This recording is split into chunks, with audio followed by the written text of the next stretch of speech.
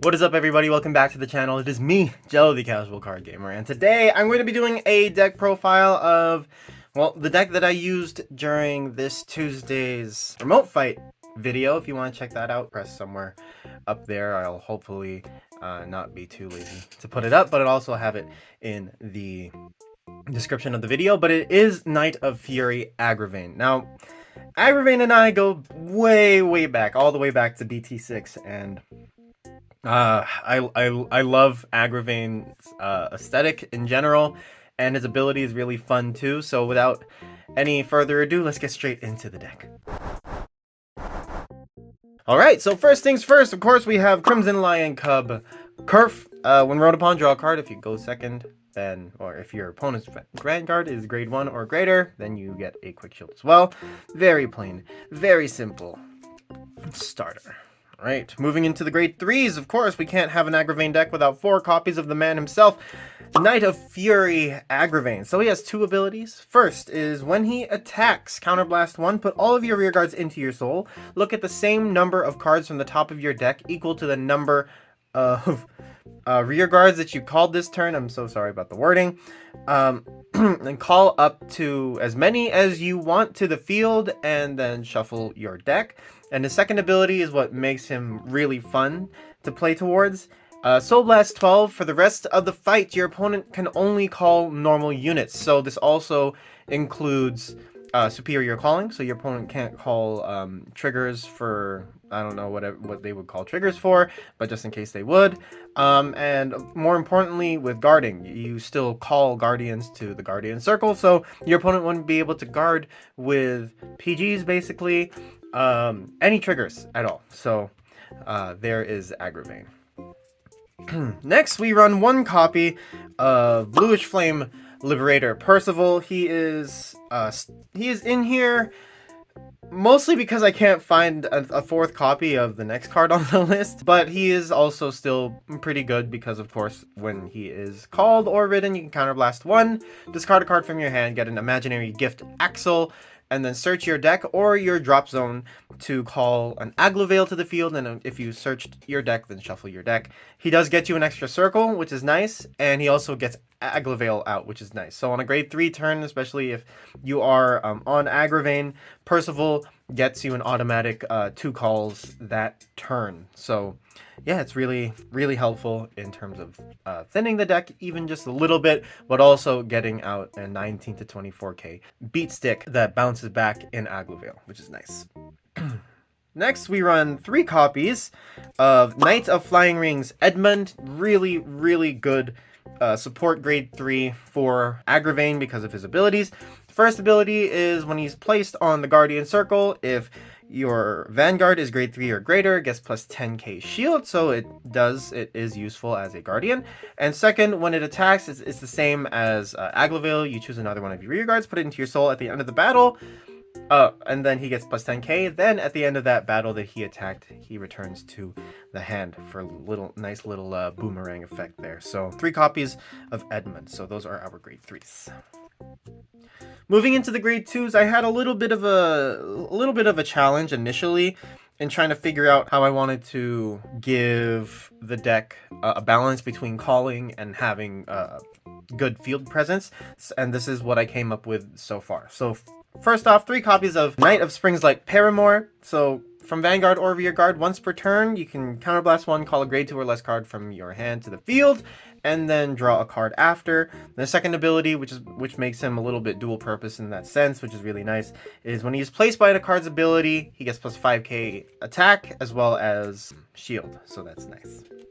Next, we run 3 copies of Liberator of Royalty Fallon. He is our early game on-hit pressure, just to generate a field presence so that we can sack it with Agravain later on.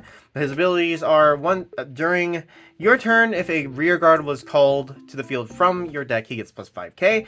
Then from Vanguard or rear guard, when his attack hits a Vanguard, you can look at the top card of your deck, and if it is a unit card, then you may call it to rear guard circle. So it's just an extra call off of an on hit, and of course if your opponent can't guard with triggers and they're at 5 damage, or 4 I guess, they probably won't let it hit if it's at 5, but if they are able to let it hit, that's another attack that they have to worry about. So 3 copies there. Next, we run 2 copies of Oath Liberator Agravain. I know that it's weird that there are only 2, but he is searchable with Percival, and with the amount of top deck calling that Agravain gives you, depending on how aggressive you are with your calling, you're bound to get at least one of him, or in some cases, you are able to get both of them out on the field relatively easily. And his ability, of course, is when he is placed on Vanguard, counterblast 1, look at 3 cards from the top of your deck, call up to 1 from among them to rearguard circle, and put the rest at the bottom of your deck in any order. The second ability is when he attacks, you can choose another one of your rearguards, put it into your soul, he gets plus 10k, then he bounces back to your hand at the end of the battle that he attacks. So that is Agravain. And last but not least, we run 2 copies of Flamewind Lion Wonder Azel. So this is just for more chain calling.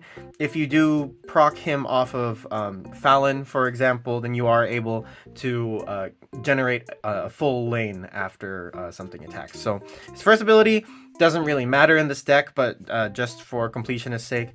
From Vanguard, Soul Blast 1, retire a Crimson Beast Hoel from rearguard. Search your deck for up to 1 Incandescent Lion Blonde Azel. Ride it, and it gets -1 drive until end of turn, so it is a superior ride.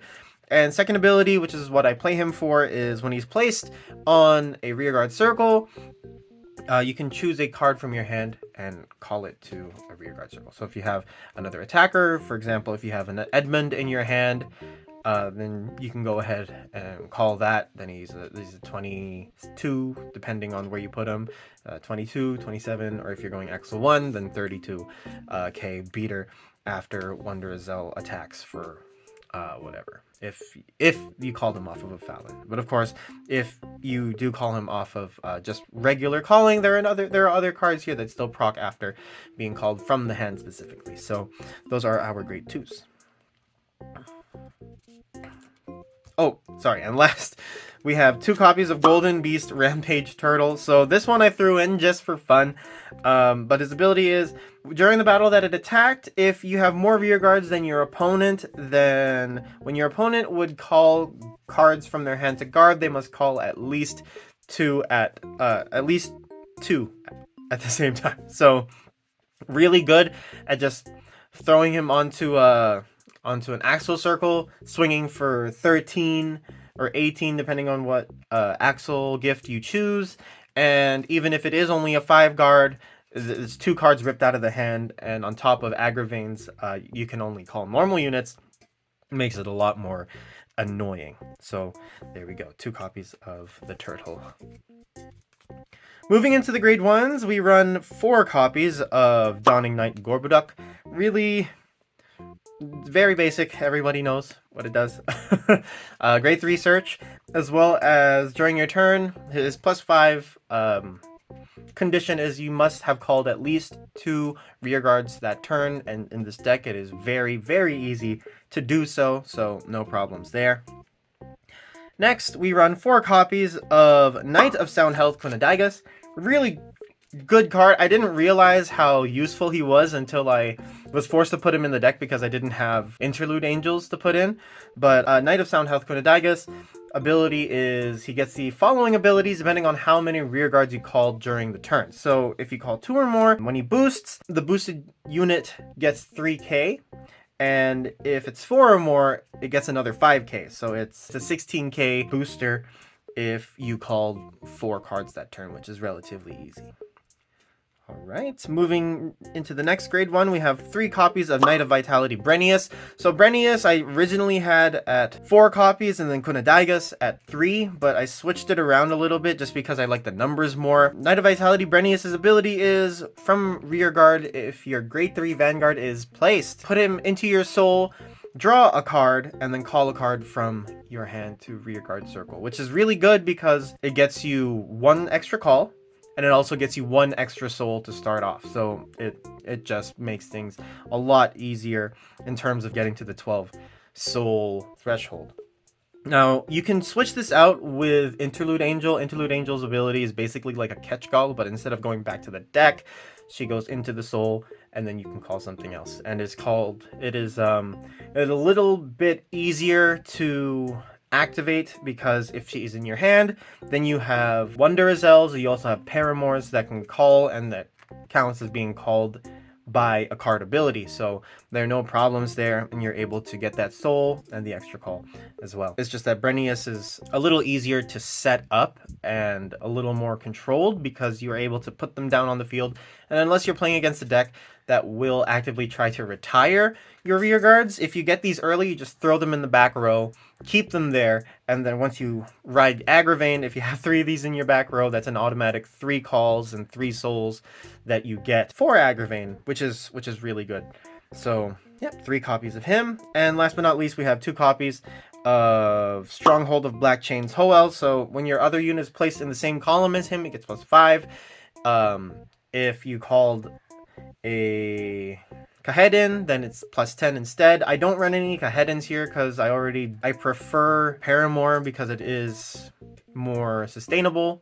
But if you wanted to run Kahedins, then you could probably do that as well. The only downside I would say is the discard, and since I don't have that many Hoels in the deck, I run the risk of not being able to draw that card back. So that is sort of the reason why I run Paramours instead of Kahedins. But those are our grade 1s.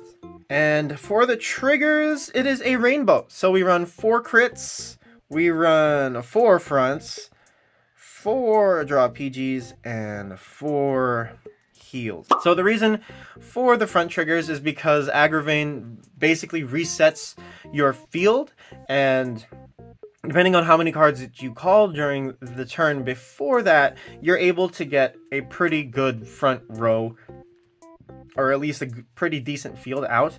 So crit triggers, of course, are crits. You just want to run them because they crit people. And the front triggers, like I said, once your field is reset because of Agravain's first ability, then you're able to just pump your entire front row.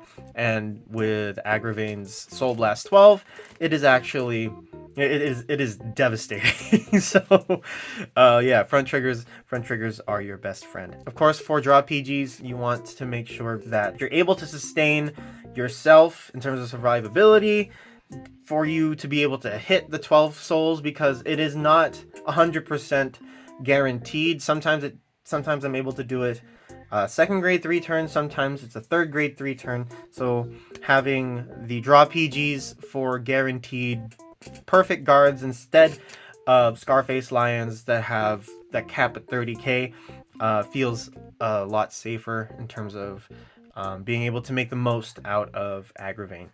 And of course, 4 heals, all heal guardians definitely does save me a lot of headache when I'm being rushed early. So yeah, of course, 4 heal guardians there. And that is it for this deck profile, guys. What do you think? Do you guys like Agravain? He is one of those classic mega blasters from the very first era of Vanguard, and he's just been with me the whole way through. And yeah, it's just so fun to play this deck. And yeah, if you guys have any comments, suggestions for future current content, leave your comments down below, and I will try my best to get to them. And yeah, don't forget to check out the remote fight video where I play against Tario Frost and his Eradicators using Agravain. And yeah, thank you guys so much for watching. Don't forget to like and subscribe and all that good stuff. Tell your friends, and I will see you guys in the next one. I am Jello the Casual Card Gamer. Take care.